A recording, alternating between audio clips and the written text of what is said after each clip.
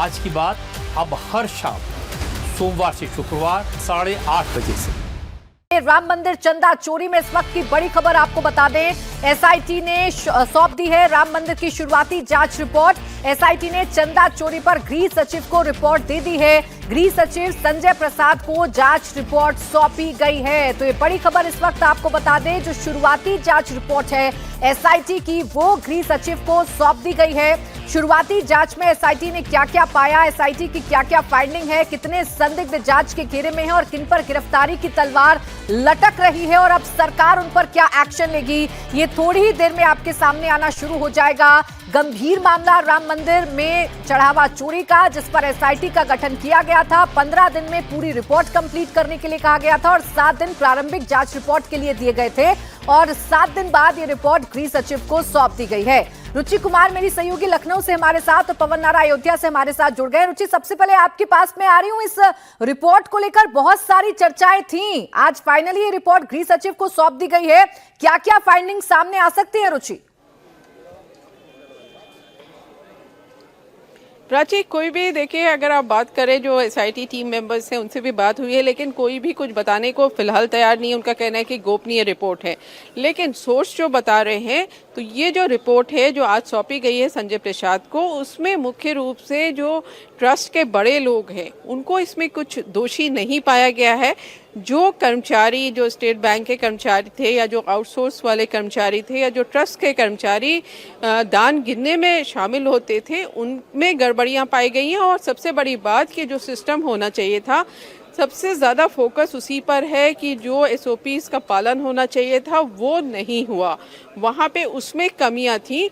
तो ज़्यादा रिपोर्ट का जो आप कह सकते हैं कि जोर इसी पे है कि जो राम मंदिर में जो चढ़ावा आता है, करोड़ों रुपए का चढ़ावा है, उसको किस तरह से गिनना चाहिए, किस तरह से उसकी काउंटिंग होनी चाहिए, कैसे वो बॉक्स में बंद होना चाहिए, कैसे सील होना चाहिए, दान पेटी से कैसे निकलना चाहिए, सीसीटीवी जो है जो 45 दिन की फुटेज होती है वो ज़्यादा होनी चाहिए, फिर बैंक कैसे जाना चाहिए, ये सारी जो चीज़ें हैं इस पे ज़्यादा इस रिपोर्ट में फोकस किया गया है और यही कहा गया है कि ये कमियां दूर की जानी चाहिए। अब एसआईटी की टीम से हमारी बात हुई, उनका कहना है कि क्योंकि ये प्रारंभिक रिपोर्ट है, अभी लगातार इस पर काम जारी है, तो आने वाले दिनों में जब पूरी रिपोर्ट आएगी तब पूरी बात आएगी। लेकिन ये हमें पता है कि कल सुबह से लेके रात तक, देर रात तक इस पे काम हुआ है, रिपोर्ट तैयार हुई है। जो कमिश्नर का कैंप ऑफिस है वहाँ पर ये सभी एसआईटी की टीम मौजूद थी और रात में 11, साढ़े 11 बजे तक इस रिपोर्ट पे काम हो रहा था। लेकिन अभी भी ये भी हो सकता है कि एसआईटी की टीम फिर अयोध्या जाए,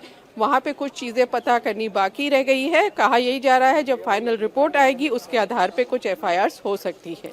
बिल्कुल रुचि, और इसी बात का इंतजार है कि जो गुनहगार हैं, जिन्होंने राम मंदिर में घोटाला किया, जिन्होंने चढ़ावा चढ़ाया, उन पर कार्रवाई हो, उनको सजा मिले। और इसी में एसआईटी एक बड़ी कड़ी हो सकती है, रिपोर्ट बड़ी कड़ी हो सकती है।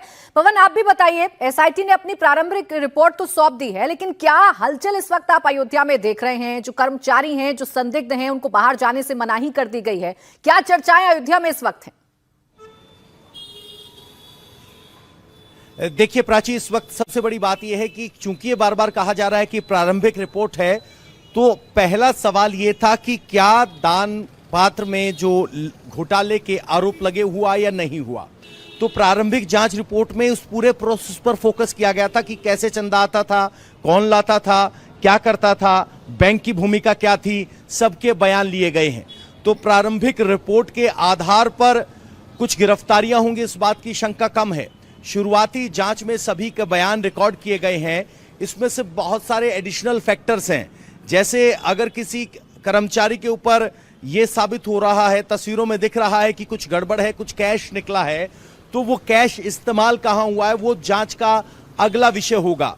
उस जांच से जुड़े हुए अलग अलग अपॉइंटमेंट कैसे हुए, कौन किसके रेफरेंस से आया, वो सब जांच का विषय है। तो कुल मिलाकर सबकी निगाहें इस बात पर टिकी है कि एसआईटी रिपोर्ट की प्रारंभिक जांच में कहा क्या जा रहा है। स्थानीय लोग तो कह रहे हैं बड़े बच जाएंगे, छोटे कर्मचारी फंस जाएंगे, लेकिन उत्सुकता उतनी ही है।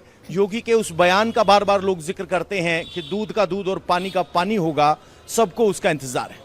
बिल्कुल, देखिए इसी बात का इंतजार है कि आखिरकार इस एसआईटी की फाइंडिंग में क्या सामने आया है, प्रारंभिक जांच में कौन दोषी पाया गया है, प्रक्रिया में क्या खामी पाई गई है। एसआईटी के मेंबर विजय विश्वास पंत ने जांच रिपोर्ट के बारे में क्या जानकारी दी है, ये भी आपको सुनवाते हैं। अपर मुख्य सचिव गृह महोदय को सौंपी है।